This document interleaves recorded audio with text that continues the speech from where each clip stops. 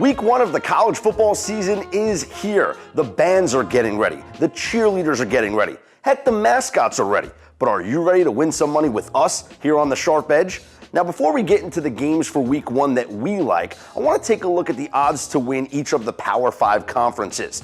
Now, the favorites are the favorites for the reasons that you would expect. They're overly talented. They're head and shoulders above everyone else. In the SEC, it's Alabama. We know that. Even though Georgia and Auburn have a chance, I'm not going to go against the Crimson Tide. Same thing in the Pac-12, where Washington is just better than everybody else, and Clemson in the ACC, same thing there. But in the Big Ten, Ohio State is the favorite, and that's not the team I'm picking to win the conference.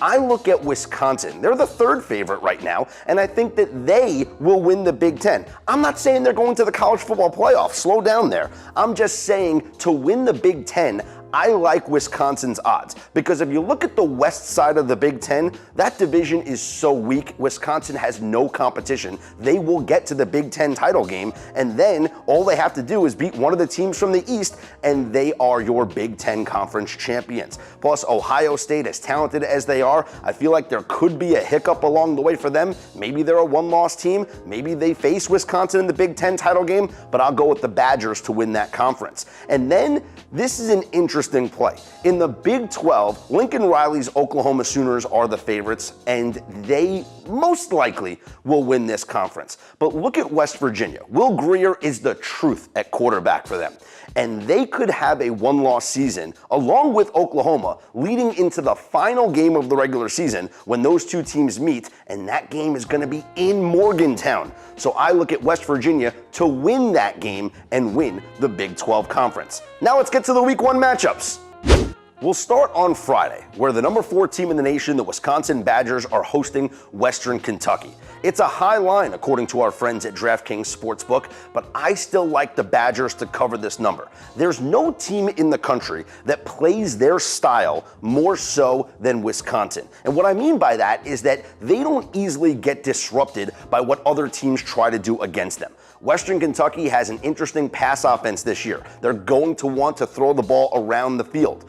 But Wisconsin controls the game. They'll run you to death. Defensively, they'll stop you. And even though the number's really high, I do expect Wisconsin to win this one going away. Go with the Badgers on Friday night.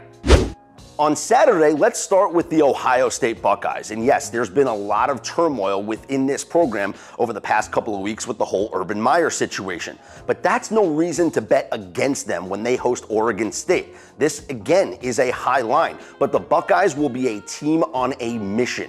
They're going to want to send a message to the rest of the country that this Urban Meyer situation is not going to be a distraction. Plus, little inside information here, this suspension is only for the first 3 games of the season. Starting next week, Urban Meyer is going to be with this team during practice. He's going to be with them during the week. That's not going to affect their game preparation. And if there is an in-game coaching decision that has to be made, it's not going to be interim head coach Ryan Day. It's going to be Greg Schiano, the guy who has the head coaching experience that'll be making those game time decisions and clock management decisions. Look for Ohio State to send a message here on Saturday. Take the Buckeyes and lay the points. Speaking of turmoil, Maryland has gone through their own this preseason, and I think theirs might be too much for them to overcome against a team that's more talented than them in Texas. Tom Herman needed a year or so to develop his program, and that's what last year was. This year, the Texas Longhorns are ready to get back into the national spotlight. They're laying less than 2 touchdowns. Look for them to win this game on the road by more than 2 touchdowns. Take the Longhorns. Next, we go to probably the marquee game of the day. It's a shame it's not on primetime, but it's the Chick-fil-A kickoff game at Mercedes-Benz Stadium. Auburn against Washington. 2 top 10 teams. It's going to be an incredible atmosphere down in Atlanta. The roof's going to open and close, and because it's Saturday, Chick-fil-A is going to be open, so everyone's going to be happy. I love Auburn in this game. Why? Because I think Jarrett Stidham is one of the top quarterbacks in the country. I know you have some of the Heisman favorites like Bryce Love of Stanford, Tua Tagovailoa for Alabama, if in fact he is their starting quarterback all season long, but I like Jarrett Stidham to make enough plays that Auburn becomes a dangerous team this season. Look for Auburn to defeat Washington despite the fact that you never know what you're going to get from a Gus Malzahn team. One day they're the best team in the country, one day they're like the 25th best team in the country. And we all know how well coached Washington is. They return a lot of players like Gaskin and Browning, but I like Auburn to win this game in Atlanta.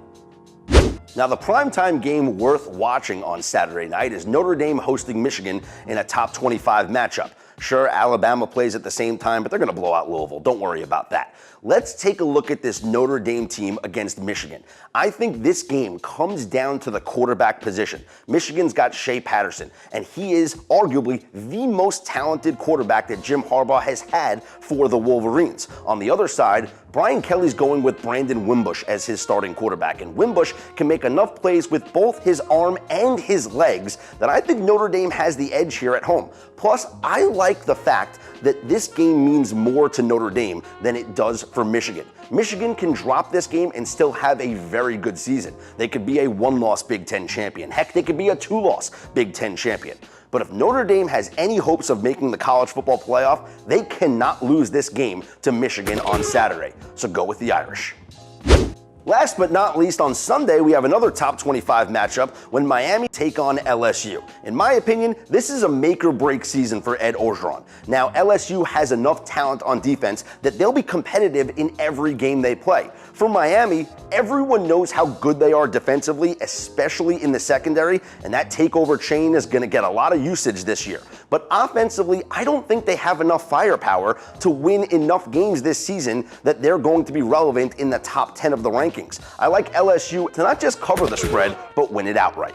Now, those are just some of the games that we like for the first week of the college football season. I stick to the top 25 games because those are the games that you and I are going to be watching on every Saturday. I'm not going to bog you down with teams like UMass or Duquesne. Nice win for the Minutemen last week, though. They covered the spread there, in case you were wondering. But we're just going to stick to the top 25 because those are the teams we know and love and root for. If you have an opinion or if you just like to comment, be sure to hit us up on all of our social media channels and share with your friends, and be sure to tune in each and every week as we give you the top plays for not just college football, but starting next week, the NFL. This is The Sharp Edge, brought to you by My New Philly, where something's always new and everything's always Philly.